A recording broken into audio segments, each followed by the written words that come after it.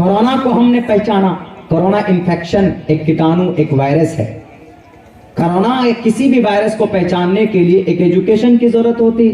इस एजुकेशन का निर्माण किसने किया? कौन? अबू बकर मोहम्मद बिन जकरिया राजी, जो कुरान पढ़ना जानता था। जैसे गीता महान किताब है हिंदू भाइयों की, वैसे ही कुरान महान है for all mankind in the world. The Quran has been sent down to the earth. It is not for the Muslim community. The Quran for all mankind and for all human beings on the earth. Because Allah said openly and clearly mentioned in the Holy Quran, شهر رمضان الذي أنزل فيه القرآن هدى للناس. هدى للناس. اس قرآن کو ہم نے ہدایت بنا انسانوں کے لیے، کرسچن کے لیے بھی، جین کے لیے بھی، ہندو بھائیوں کے لیے بھی، سب کے لیے، سب کے سب ناس ہیں اور سب کے سب بھائی بھائی ہیں اس دھرتی پر۔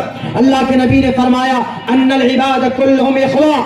اگر کوئی رام ہے، اگر کوئی گھنشیام ہے، اگر کوئی کمار ہے، اگر کوئی مدن ہے، اگر کوئی اور کمیونٹی سے بلانگ کرتا، سب کے سب بھائی بھائی ہیں۔ ان العباد کلہم اخوہ، سب کے سب بھائی بھائی ہیں۔ لیکن کون لڑا رہا؟ پردے کے نام پر لڑا رہا۔ کس کے نام پر؟ مسجد مندر کے نام پر لڑا رہا۔ اگر پردے کے نام پر ہم مسلمانوں سے پوچھیں تو ہمارے ہندو بھائیوں، پردہ ہم مسلمانوں کے لیے ایک ضروری پارٹ ہے، اسلام کا ایک جز ہے بہنوں کے لیے۔ یہ صرف قرآن میں نہیں، قرآن میں 7 آیتیں ایسی ہے جو پردے پہ دلالت کرتی۔ پہلی آیت، یا ایھا النبی قل لازواجک، اے نبی اپنی بیوی سے کہہ دیجئے، بیویوں سے، وبناتک بیٹیوں سے، ونساء المؤمنین مسلم عورتوں سے، یدنین علیہن من جلابیبہن، کہ وہ گھونگھٹ کریں۔ قرآن کی آیت، رگ وید کیا کہتا ہے؟ ادھے پشیستے موپری سنترام پادکو ہرماتے کوشل پکو، اے ماں اپنی پنڈلی کو کھلنے مت دینا، ماتے کوشل پکو۔ رگ وید، قرآن۔ رگ وید کے مطابق ہندو سماج کے تمام ماں بہنوں کے لیے ضروری ہے کہ گھونگھٹ کریں، اور کرتی بھی ہیں۔ پرانے زمانے کی جتنے بھی ماتائیں ہوتی ہیں ہماری، دیکھیں گے آپ، یہاں تک کہ شادی کے منڈپ پہ بیٹھتے تو گھونگھٹ لے کے بیٹھتے۔ اور پرانے زمانے کی جتنی بھی لیڈی ہوں گی وہ آج بھی گھونگھٹ کرتی ہیں۔ بعض علاقوں میں چلے جائیے آپ، یہ بالکل اتنی بڑی بڑی گھونگھٹ ہوگی، وہ اپنی شکل کسی کو نہیں دکھانا چاہتی۔ کیوں؟ ویدوں میں۔ دوسری آیت، وقرن فی بیوتکن، بیٹیوں گھر پہ رہو۔ کیا ہے؟ پہلے امر ہے، اور امر کس پہ دلالت کرتا ہے؟ وجوب پر دلالت کرتا ہے۔ اس لیے میں کرناٹک ہائی کورٹ سے بھی کہوں گا کہ سر آپ کے فیصلے سے ہم ڈس ایگری کرتے ہیں۔ کیوں؟ کیونکہ اسلام میں پردہ ضروری ہے، واجب ہے، فرض ہے۔ ہمارے قرآن نے کہا، اور ہم اپنے قرآن پر عمل کر رہیں گے۔ کیوں عمل کریں گے؟ کیونکہ بھارت کے سمویدھان ہمیں آزادی دیتا ہے، freedom to manage religious affairs, freedom to manage religious affairs, article 26۔ پڑھے لکھے لوگ ہیں، article 26، freedom to manage religious affairs. کوئی اگر اذان دے اللہ اکبر اللہ اکبر، he is a freedom, he has a freedom. اگر کوئی مندر میں گھنٹا بجائے، یا مندر کے اندر میں کوئی برہما سوتر پڑھے، گایتری منتر پڑھے، یا کوئی ہنومان چالیسا پڑھے، جے ہنومان گیان گن ساگر جے کپیستے ہولو کو اجاگر، تو اس کو کوئی مسلمان روک نہیں سکتا۔ اگر ہمارے گردوارے کے اندر کوئی سکھ بھائی اگر مول منترا پڑھے، ایک اونکارا ستنام کرتا بھرت نرگو نرویر اکال مورت اجونی سے بنگر پرسادی، کوئی ہندو بھائی نہیں روک سکتے۔ کیوں؟ کیونکہ بھارت کا سمویدھان اجازت دے رہا، بھارت کا قانون اجازت دے رہا۔ یہ لڑانے والے کون ہیں پھر؟ یہ لڑانے والے وہ ہیں جو باہر کی ایجنسیز ان کو فنڈنگ کرتی ہے، باہر کی ایجنسیز، کہ تم ایسا نعرہ لگاؤ، ایسا کرو، ایسا ہوگا، ویسا ہوگا۔ اب ایک بہت بڑی پکچر بن گئی، وہ پکچر نفرت کا ذریعہ ہے۔ وہ ہمیں درد ہے اگر ہماری ان نان مسلم پنڈت بھائیوں کے ساتھ اگر ظلم ہوا تو بولیے کس کونے پر جا کر چیخ چیخ کر میں بھاشن دوں گا، اعلان کروں گا کہ ہمارے اس ہندو بھائی پر ظلم زیادتی ہوئی، ان کا گھر ملنا چاہیے اور ان کی پراپرٹی ملنی چاہیے میں۔ لیکن اس کے ساتھ ساتھ یہ بھی کہوں گا کہ 1983 کے اندر میں جو آسام میں دنگا ہوا، تقریباً 1800 مارے گئے تھے مسلم مائنورٹی. 1984 کے اندر جو دنگے ہوئے تھے کہاں پر؟ دلی کے اندر سکھ مارے گئے تھے, 8000 مارے گئے تھے, 8000. ان کو بھی انصاف ملنا چاہیے, لیکن نہیں. اسی لیے میں کہتا ہوں کہ میرے ہندو میرے مسلم بھائیوں, کسی کے بہکاوے پہ نہیں آنا. آپ کے پاس جو قرآن ہے دنیا کی سب سے اوتھینٹک کتاب, میں گیتا رگ وید یجروید سے بھی زیادہ اوتھینٹک مانتا ہوں. میرے ہندو بھائیوں کو دکھ ہوگی, کیوں؟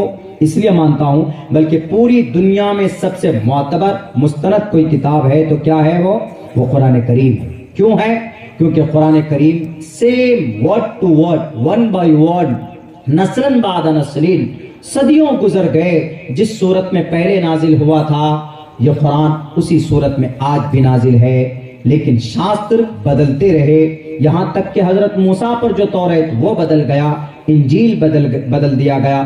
انجیل کو, توریت انجیل دونوں کو ملا کے جو بائبل بنائے وہ بدل گئے, زبور بدل دیے گئے, آواستھا دساتیر بدل دیے گئے, لیکن یہ قرآن کریم آج تک نہیں بدلا, سیم ورڈ ٹو ورڈ موجود.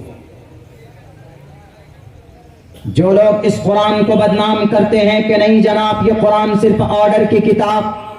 ایک بیٹی نے یہ کہا بیان میں, انٹرویو میں, کہ میں اس قرآن کو اس لیے نہیں مانتی ہوں کہ یہ قرآن 1450 سال پہلے کے لیے تھا. میں اس بیٹی سے کہنا چاہتی ہوں کہ بیٹی, اگر تم سائنٹسٹ بنو گے تو قرآن میں سائنس کا وجود موجود ہے, اس لیے کہ تم آدم کی اولاد ہو اور اللہ نے آدم کو سارے علوم دیے تھے کہ نہیں دیے تھے. اگر آج کے زمانے میں کوئی ہوائی جہاز بنایا یا کوئی راکٹ بنایا ہے تو وہ راکٹ بنانے کا نالج کہاں سے آیا؟ ان کے ابا سے. ان کے ابا کون؟ مسلمان کا ابا کون؟ دادا کون؟ آدم. ہندو بھائیوں کے دادا کون؟ آدم. اوم اور ہویاوتی وشنو کے گیلی مٹی سے پیدا ہوئے. بھوشیہ پران میں یہ منتر ہے, اس کا ایسلیشن کر رہا ہوں. اوم اور ہویاوتی وشنو کے گیلی مٹی سے پیدا ہوئے. پردان نگر کے گارڈن میں ان دونوں کو رکھا گیا اور وہاں پر کلی دوارا ٹھگ لیے گئے. اوم اور ہویاوتی دونوں کو پردان نگر سے باہر دنیا میں بھیج دیا گیا. یہی قصہ حضرت آدم کا اور اما حوا کا ہے کہ نہیں؟ ہے قرآن کریم میں 2-3 جگہوں کے اوپر. اسی لیے میں کہتا ہوں کہ پوری دنیا کے جو آدمی ہیں, مسلمان ہے وہ بھی آدمی, ہندو ہے وہ بھی آدمی. کیوں؟ کیونکہ آدم کی اولاد, اور آدم کو اللہ نے تمام چیزوں کے علوم دیے تھے. وَعَلَّمَ آدَمَ الْأَسْمَاءَ كُلَّهَا ثُمَّ عَرَضَهُمْ عَلَى الْمَلَائِكَةِ. فرشتوں سے بھی زیادہ بابرکت اور زیادہ فضیلت والا بیان بتا دیا. علم کی وجہ سے, جانکاری کی وجہ سے قیامت تک جتنے بھی چیزیں بنیں گی, جتنے بھی آوشکار ہوں گے دنیا میں, ان سب کا تعلق حضرت آدم سے ملا ہوا ہے. کہتے ہیں نا کہ ناطی بہت ذہین ہوتا ہے. بھئی کس کے اندر کس کا اثر اس پہ آیا؟ وہ بولتا ہے کہ نانا کا اثر آیا, چونکہ نانا پروفیسر تھا. نانا اس کا بہت بڑا سائنٹسٹ تھا, بہت بڑا ویگیانک تھا. تو یہ نسل منتقل ہوتی ہے, یہ نالج وراثت میں ملتی ہے. تو اماں اور دادا آدم کی وراثت ان کے اولادوں کو ملتی رہے گی قیامت تک. جتنے بھی چیزوں کا وجود ہوگا وہ قرآن کریم میں اللہ تبارک و تعالیٰ نے بیان کر دیا. اور اللہ تبارک و تعالیٰ دنیا کے اندر اگر کوئی انسان کو ہنر دیتا ہے, نئی چیزیں آوشکار وجود میں لاتا ہے, وَيَخْلُقُ مَا لَا تَعْلَمُونَ, اللہ قیامت تک ایسی ایسی چیزوں کو پیدا کرے گا جنہیں ہم اور آپ نہیں سمجھ سکتے, ہم اور آپ نہیں جانتے. اس لیے کہ اللہ بیان کرتا ہے وَيَخْلُقُ مَا, اللہ پیدا کرے گا ایسی چیزیں مَا لَا تَعْلَمُونَ, تم نہیں جانتے. 50 سال بعد ایسی چیزیں وجود میں آئیں گی جن کو ہمیں ابھی وہم و گمان میں ہماری نہیں ہے. اب سے 100 سال کیا 500 سال پہلے ہوائی جہاز کا وجود تھا؟ نہیں تھا. 500 سال, ابھی جو کچھ سالوں سے ہوائی جہاز کا وجود آیا, 500 سال پہلے سوچا بھی نہیں تھا کہ ہوائی جہاز وجود میں آئیں گے. ابھی 300-400 سال پہلے کسی نے سوچا نہیں تھا کہ چاند پر چڑھ جائیں گے. لیکن ابھی ہم لوگ کیا سوچ رہے ہیں؟ چاند پر چڑھے تو گئے لیکن وہاں دنیا بسانا ممکن نہیں ہے. ہو سکتا ہے کہ 200 سال بعد میں جو جنریشن آئے گی وہ اپنی ٹیکنالوجی کی بنیاد پر, وہ اپنی عقل کی بنیاد پر, اللہ نے جتنی عقل دی ہے اس کو استعمال کر کے وہ آسمان اور چاند کے اندر کوئی بستی بسا لے. تو یہ چیزیں ہو سکتی، ان تمام کا وجود قرآن کریم کے اندر اللہ تبارک و تعالیٰ نے بیان کر دیا۔ وَيَخْلُقُ مَا لَا تَعْلَمُونَ، اللہ ایسی ایسی چیزوں کو پیدا کرے گا جنہیں تم سوچ نہیں سکتے۔ اس لیے جو بھائی قرآن کے تعلق سے غلط فہمی میں مبتلا ہے کہ یہ قرآن صرف نماز کے اوپر آرڈر کرتا، یہ قرآن صرف زکوٰۃ کے لیے لوگوں کو مجبور کرتا ہے، یہ قرآن صرف رمضان شریف کے روزے پورے کروانے کے لیے 30 دن کے بھوکے رکھواتا ہے اور پھر حج کے لیے 2 لاکھ 2.5 لاکھ 3 لاکھ 4 لاکھ روپے خرچ کر کے پلگرمیج ٹو مکہ بھیجتا، نہیں میرے بھائیو، اس قرآن میں ایک ایک مسئلے کا حل ہے، لیکن دیکھنا ہوگا کہ کہاں پر ہے، کس انداز میں ہے۔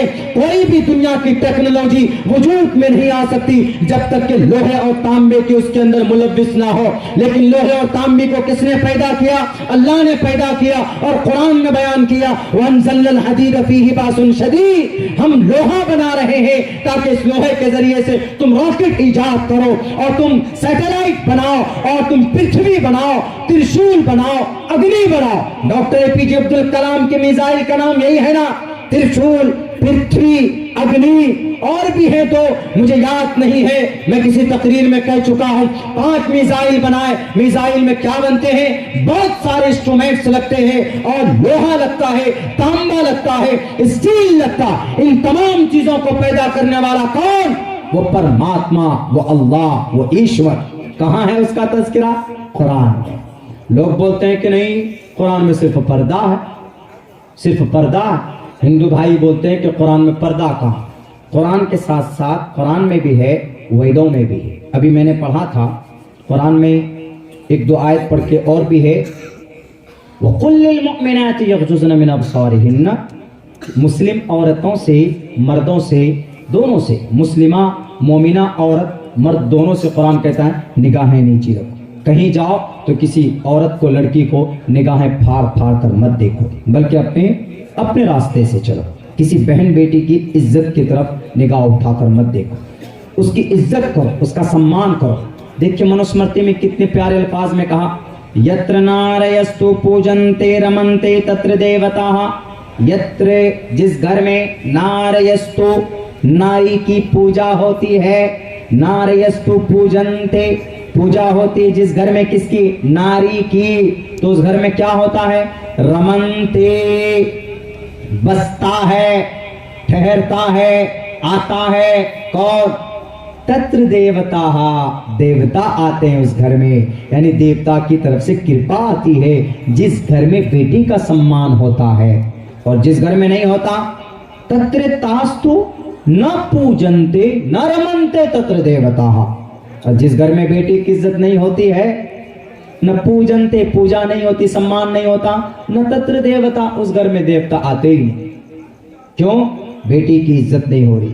تو یہ پورا بھارت گھر سمان ہے نا۔ اب یہاں پر چاہے وہ منیشا ہو، چاہے وہ ربیہ ہو، چاہے وہ کلپنا ہو، چاہے وہ فاطمہ ہو، سب کی سب بیٹی ہے، سب کی سب بیٹی ہے اس دیش کی۔